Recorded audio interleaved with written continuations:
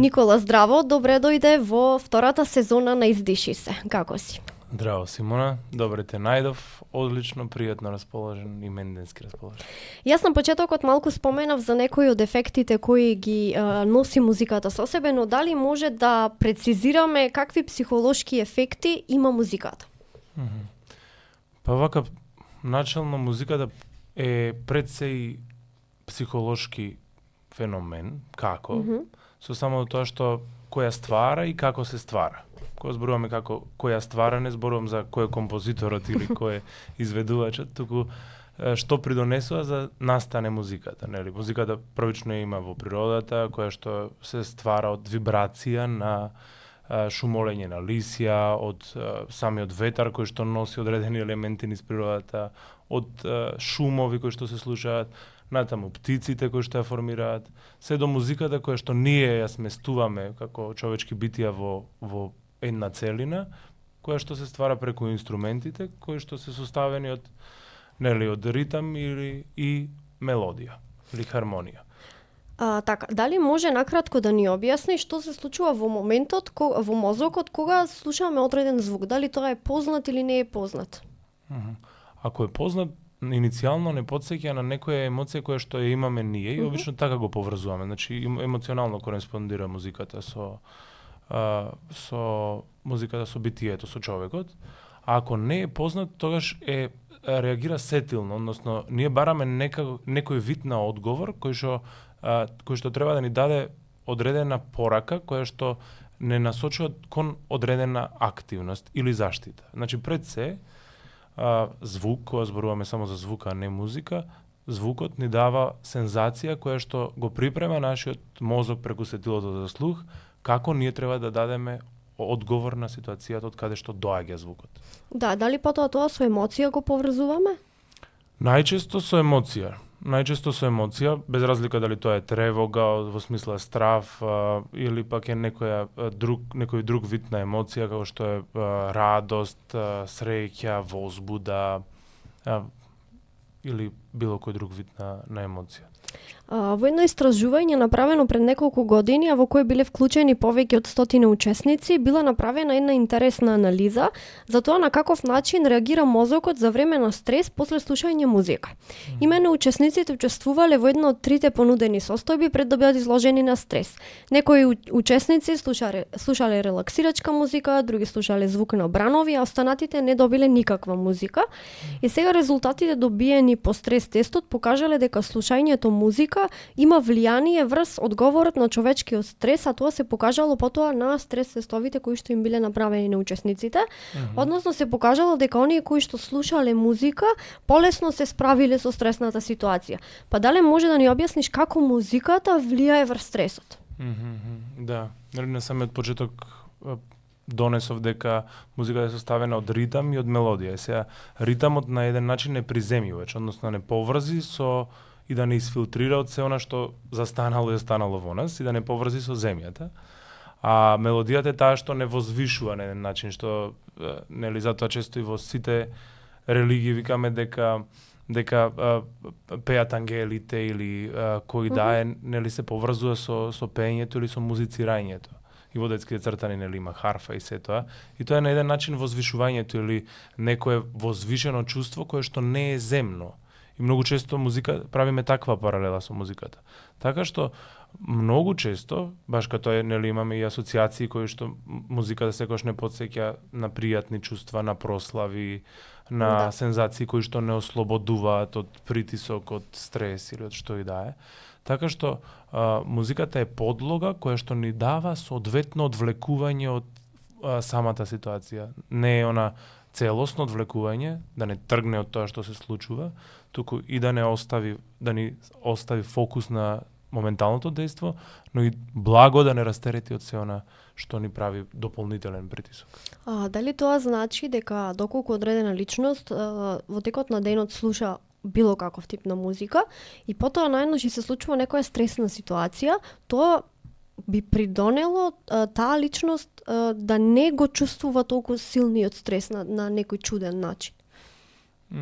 Е подлога, како што реков, но во такви ситуации не мора да значи, бидејќи знаеш како во таквите ситуации нас музиката може да не обземе, што викаме, да останеме со музиката и цел ден да се пееме таа песна или што и да е. Но кога ќе дојде самиот стресен момент, ние да не сме подготвени, односно да не сме мобилни, ради што сме биле во некое рамнодушно чувство или како што викаме малце опуштени лајт, нели? Така што понекогаш знае и да не десензитизира и да не опушти премногу, па за да не бидеме спремни за стресните ситуации, но во текот но после стресните ситуации и тоа како е приемчива и потребна музика. Дали тоа би значило дека луѓето кои се занимаваат со музика се помалку под стрес? Не, бидејќи некако по мое знаење, јас не се бавам професионално со музика, но и сум свирел и сум пеел и пеам и во хор, и по тоа што го знам од професионални музичари, тие музиката сепак ја гледаат како професија, како работат. Тоа некако би дошло како, знаеш, балерината мисли на своите чекори, мисли на тоа како каде ќе направи пируета, каде ќе се заврти. Исто и музичарот има секвенции, има точен ритам, има точна интонација која што треба да ја задржи, има она што треба да го долови, што треба да го постигне, така што одговорноста некако не е соодветна со стресот.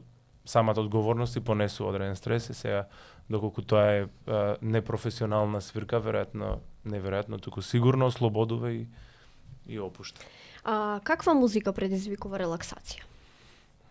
Каква музика? Најчесто музика што е во склад со емоцијата која што се доживува во моментот. Што би дошло тоа? Доколку сакаме растретување, соодветна е музика која што е природна, нели сега многу често имаме на YouTube оние relax music, music for study, музика за спиење, да ги адаптирам на македонски или што и да е.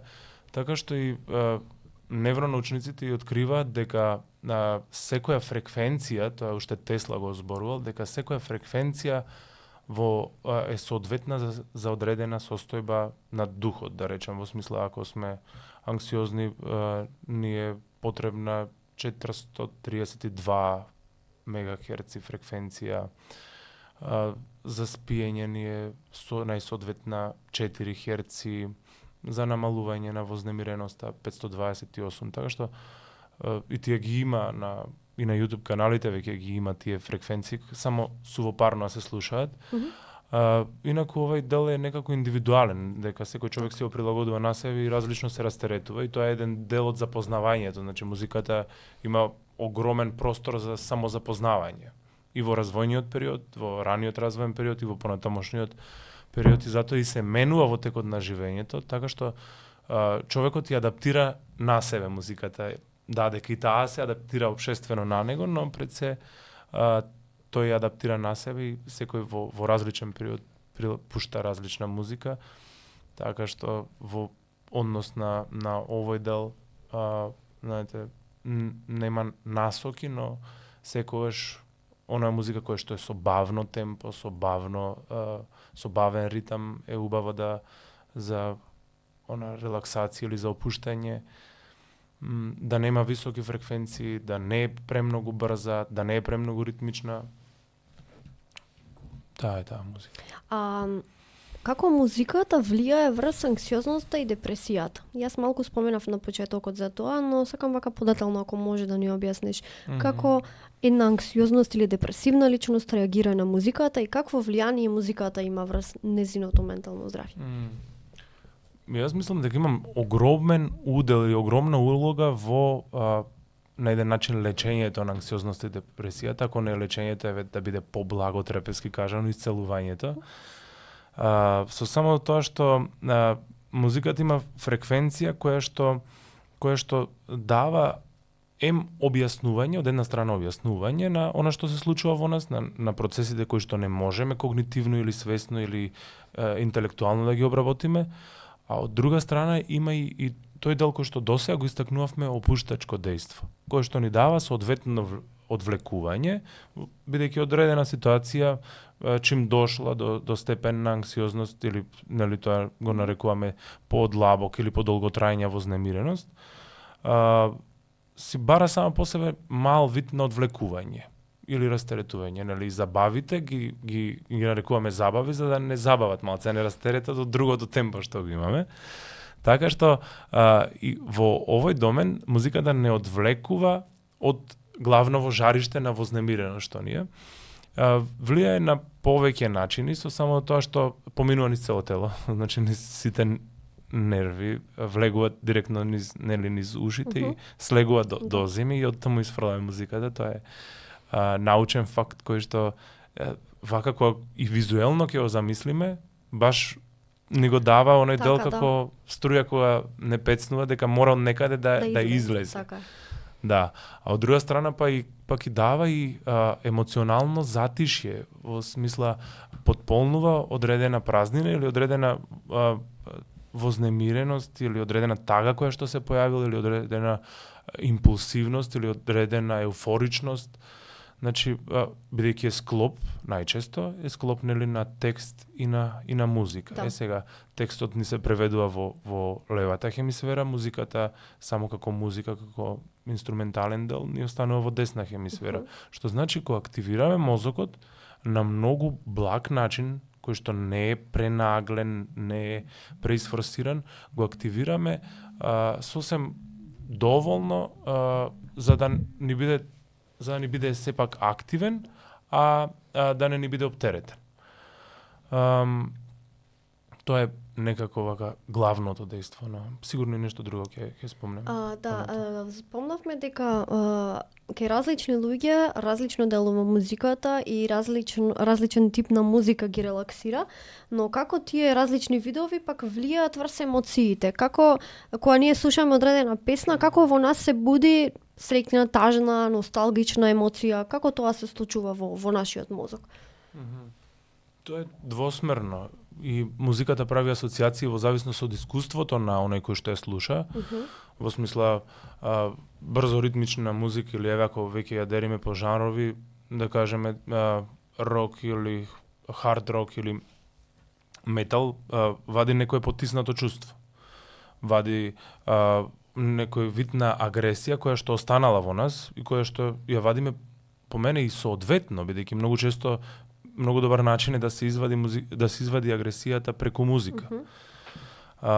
Или пак не знам, джезот дава некој убава, иако не е исто ритмичен, најчесто има нели различен ритам, дава некоја убава подлога која што ни дава да ни ја намири имагинацијата, да не ни се расплинува, туку да ни се усредоточи баш во музиката, што би дошло дека е соодветно на некое преразмислување. Класичната музика, знаеме, нели, тоа е класичен и муавет кој што на еден начин ни дава смиреност, бидејќи има точно испрограмирани работи кои што ни дава да се ублажи сето она што проциркулира низ нас. Дали тоа би значило дека доколку денеска јас се чувствувам среќно, првото нешто кое што ми доаѓа да пуштам музика е да биде тоа поведра, повесела, поритмична музика. Дали има некаква врска со емоциите кои што ние ги чувствуваме, па да бираме таква музика да слушаме? Да, многу често. Понекогаш ние бираме од аспект на стимулација, дека сега мене ми треба, пример во теретана сигурно нема да се пушти класична музика или джез музика, ќе се пушти некоја фитнес музика, веќе тоа стана жан, но многу често ги бираме според она како што се чувствуваме. Така. Односно, тоа е многу убава пауза која што му ја даваме на духот, за да провериме како се чувствуваме и според тоа музиката е пак и соодветна проекција која што ни кажува како се чувствуваме нас. Значи ни преведува она што се случува, бидејќи ние многу често и комуницираме со музиката, сме во диалог. Баш од аспект на тоа што го каже. Дали музиката може да го промени начинот на живот и формите на размислување? Да, сигурно. И го променува и го променувала во многу епохи и во многу периоди, затоа имаме и музика од различни епохи, различно движење.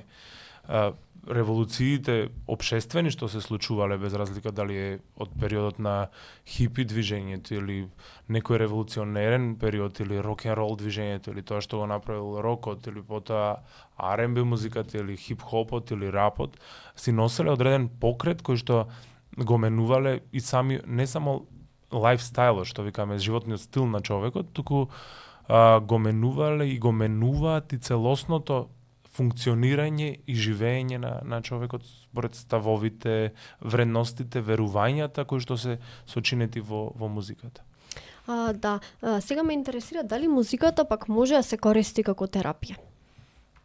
Да, и тоа како се користи, може да се користи како терапија, со само до тоа што има огромни ефекти и врз мозокот и врз духот. Се користи во терапија и кај деца и кај возрастни, значи има и правец кој што се вика музикотерапија, кој што користи елементи психолошки поврзани со музички елементи, ги користи инструментите кои што имаат тактилен носет, односно преку допир даваат израз и кај деца многу често се користи за говорење, односно за продуцирање на говор, за вадење на гласови, што викаме, односно на оние гласови логопедите ги користат, кои што не можат да ги изразат. Ние психолозите ги користиме за потиснати емоции, за емоционално изразување, за соодветна проекција, за изразување пред сцена, сето она што детето не може да го изрази усно, односно со говорење. Така што и тоа како има терапевско дејство музиката и сам, нели, како што веќе нагласив, има и психотераписки правец кој што се нарекува музикотерапија, кој што кај нас се уште доаѓа. Се развива, така. Да. Како влијае музиката врз менталното здравје кај децата? Спомнавме, нели, дека се користи музикотерапија. Како тоа влијае врз нивното ментално здравје? Е соодветна подлога за запознавање, за самозапознавање, пред се за запознавање на сопствените чувства, на сето она што се случува во нив, тие не можат да го артикулираат, нити пак можат да го сместат. Многу често е феномен на раѓање на ново чувство, бидејќи музиката продуцира ново чувство, како слободна лебдечка зона и простор. И најчесто е нешто кое што дава објаснување на она што се случило, во смисла што се случува дома, па јас не можам да си го објаснам, но она што се случува во мене, но она што се случува во школа, на еден начин е преведувач или трансмитер на животните процеси. А зошто оваа терапија се користи кај деца со посебни потреби? Пред се заради што ги зголемува капацитетите и заради тоа што не оптеретува учечката хемисфера, односно левата хемисфера и многу често, да не речам скоро секогаш, ги третира чувствата. Го подобрува вниманието, го подобрува самиот фокус кон работите кои што ни даваат функционалност и адаптибилност, го стимулира говорот на ненаметлив начин, на некласичен начин, или самата дикција бара понекогаш застанување и земање воздух, ова што го правиме. А пеењето дава точно земање на воздух онаму каде што завршува музичкото дејство, да речем, или каде што има музичка пауза. Така, дали има некои посебни техники кога се користи оваа музикотерапија кај децата со посебни потреби? Да, и тие се техники кои што се склоп од музикотерапевски дел, но најчесто за ослободување, како што реков, на агресија се користат ударни инструменти. За продуцирање на некоја нова музика се користат ксилофони, кастинјети, чинели, гитара, понекоја синтесајзер. И со само до тоа, детето е во интеракција со нешто друго. Зборуваме за детето со посебни потреби. Да, затоа и се бираат инструменти кои што можат, нели, да се допрат за полесно да се биде во допир со музиката? Да, бидејќи, знаете, кај Сега зборуваме кај аутистичните конкретно деца, кинестетичкиот дел, односно тактилниот и допирниот дел е најизразен. Така. И тука е најголем осетот. Затоа нив им е склоно и лесно да комуницираат со такви инструменти. И со самото тоа музиката веднаш ја подобрува моториката, тоа е можеби клучното нешто кое што треба да го истекнам во овој дел, а самата моторика пак е соодветна и за формирање на говор и за целосно функционирање на телото и е најзначајна за да функционираме оптимално, што ја нарекувам. Дали на ист начин функционира и врз возрастните луѓе, како што функционира и кај децата? Да, со тоа што децата на еден начин се повеќе во онај дел кој што не го попречило размислувањето, премислувањето кој што ние возрастните го имаме, односно не се заситила меморијата со одбрамбени ставови, одбрамбени механизми кои што даваат соодветно несување или соодветно реагирање на дадена ситуација. На еден начин кај возрастните сите тие работи можат да бидат кочница. Така. Од друга страна кај децата велиме дека можат целосно да се препуштат на имагинацијата и на интуицијата и на сето она што ги води. А музиката поведува, но и води. Затоа многу подобар манипулатив, ама и многу подобра играчка е за децата, бидејќи тие танцуваат заедно со онези, ние се кочиме во танцот. Едно интересно истражување покажало дека учениците кои учеле нов јазик покажале подобрување во нивното знаење кога вежбале со пеење, практично кога ги учеле новите зборови пеејќи. Па дали слушањето музика и незината интерпретација ја подобрува меморијата? Да, од само истражување, она што е многу често нели знаеме дека луѓе кои што пелтачат, кои што за време на пеењето не пелтачат, се губи тој дел. Да, многу познат феномен е тој, да. Што значи дава една точна хронологија музицирањето и музиката сама по себе, која што ги трга тие паузи кои што ги правиме во зборувањето и ги продуцира посоодветно мисловните процеси. Што значи, не сме само во размислување, бидејќи самата когниција ние имаме мислење, помнење, внимание и тие елементи нас ни даваат да се изразуваме и да зборуваме. Но од друга страна музиката, бидејќи има и други феномени, како што е самата мелодија, која што е сосем друг аспект, ни дава на еден начин таа да не води пред размислувањето. И затоа, можеби и во ова истражување, но и општо, има многу луѓе кои што учат со музика. Што значи, дека оваа подлога мене ми го држи, што викаме, стравот, за да јас не си направам сам притисок, дека јас морам ова да го запамтам. Или од друга страна, да ни направи на еден начин да се зголемеме тензијата, и да не одвлече. Значи тоа пак не доведува некако до моментот на стрес, така? Да. На некој начин ни го потиснува моменталниот стрес, дека јас сутре имам испит и морам, не знам, денес да научам 30 страни и пуштам музика во позадина, таа ме смирува и јас полесно можам да го совладам материјалот. Да, и внатрешната рефлексија сама по себе која што ни вели, леле, сега ова нема да го запамтам, леле, сега ова како да го запамтам, леле, сега ова треба да го учам. И со самото терање нас не се зголемува стресот. А овој дел ние се препуштаме и си правиме на еден начин амбиент.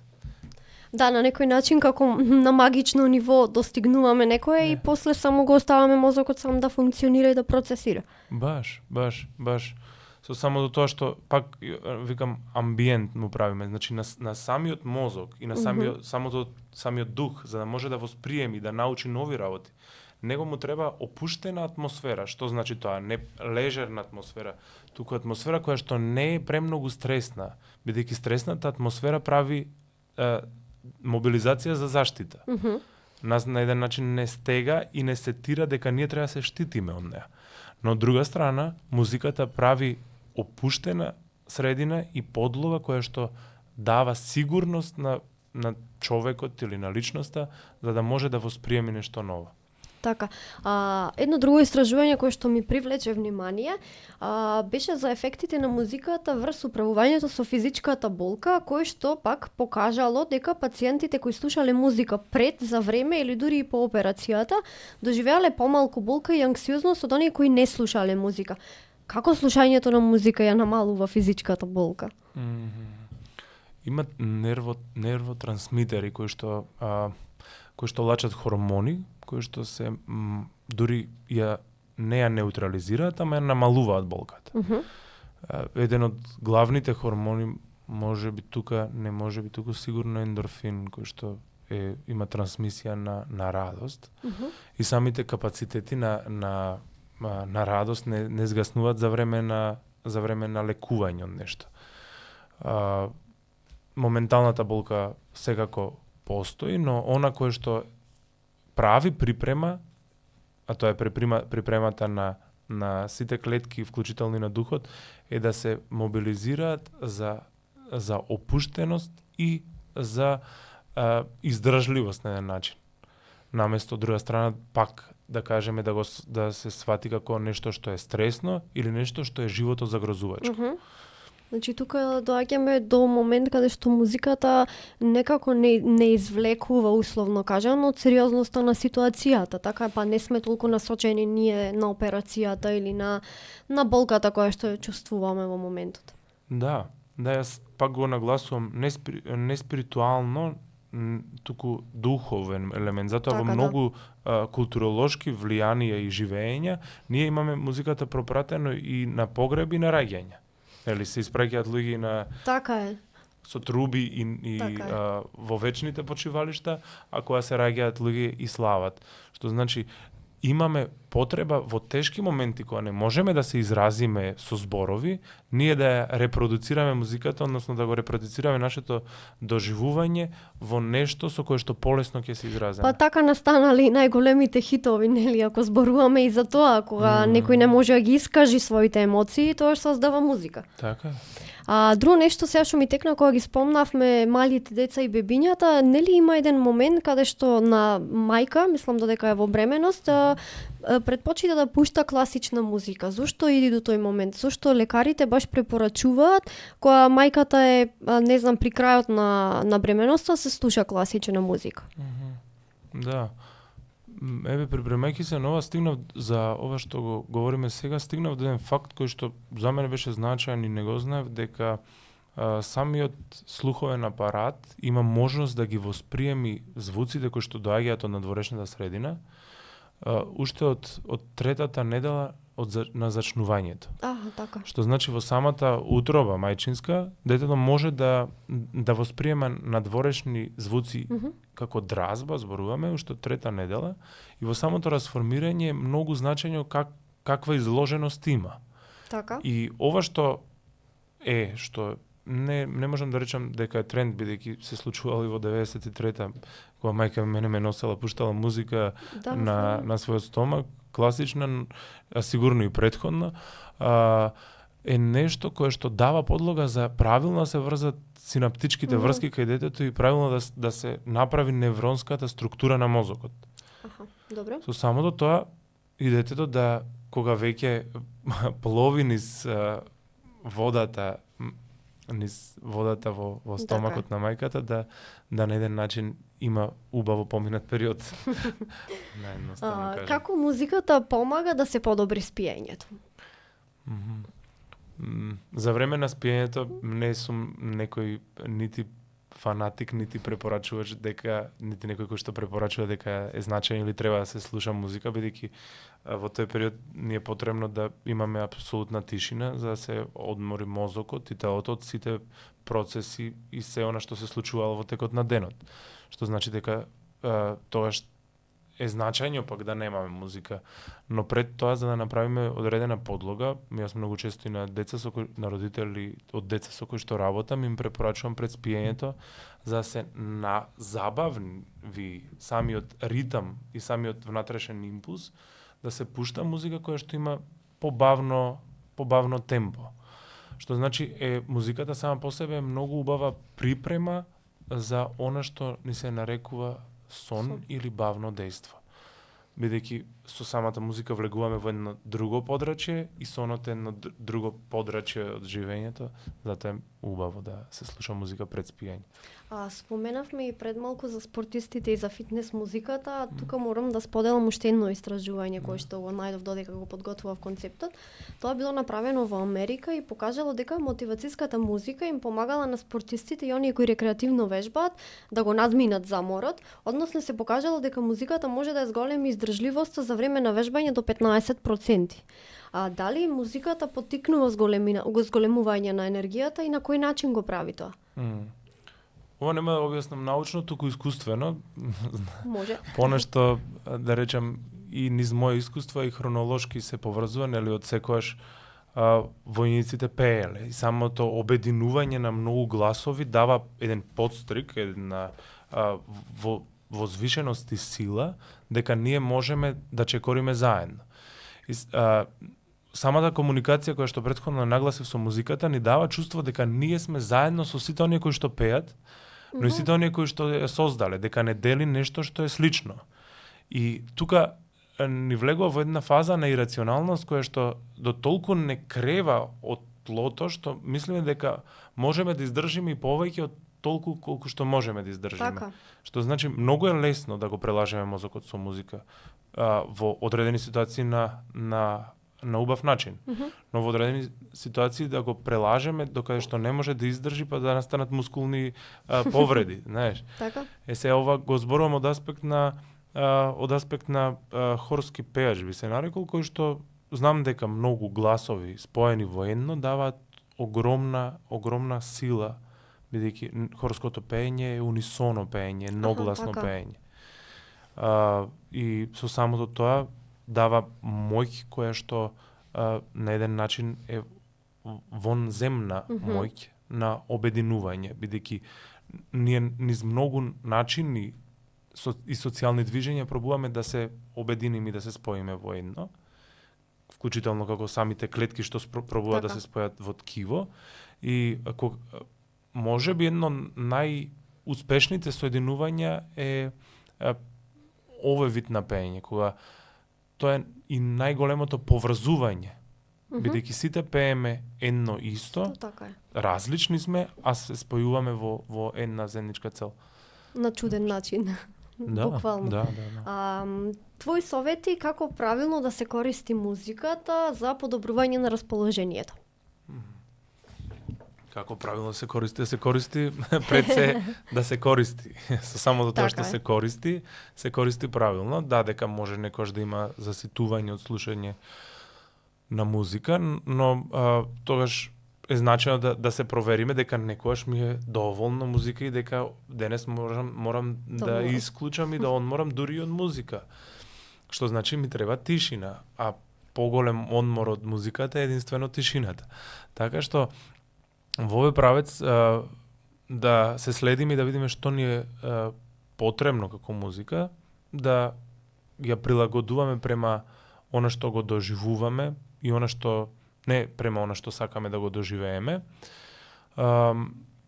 Многу често да комуницираме на еден начин со тоа што ќе се впуштиме во музиката и ќе видиме што сака таа да ни каже нас. Така. Бидејќи многу и музичари опишале одредено живење, некако не одредено секојдневие, туку одредено доживување. Одредени емоционални кризи, емоционални еуфории, одредени и пријатни чувства и непријатни чувства. Така што едноставно да си дозволуваме да експериментираме со музиката, да пробуваме и дали имаме или дали немаме склоност за музицирање, да пробуваме да се изразуваме преку неа. Што викаме народски да пееме под туш ако ништо друго, или да пееме онаму каде што нема да им сметаме на другите, ради што тоа е значење за ние да се изразиме и да пееме со самото тоа што ќе се стимулираме и ќе се издишуваме, бидејќи ние имаме понекогаш и застоен воздух во нас кој што е значење да излези на соодветен начин, а од друга страна и во центарот за пеење конкретно е поврзан во нашиот мозок е поврзан и со центарот за дишење. Никола, ти благодарам на гостувањето. Ти благодарам и тебе на поканата, Симона. А вие, драги гледачи, доколку сакате секојдневието да ви биде исполнето со позитивна енергија, многу мотивација и инспирација, слушајте музика. Таа го подобрува менталното здравје, помага во борбата со анксиозност и депресија, а помага и во одржувањето на квалитетен сон.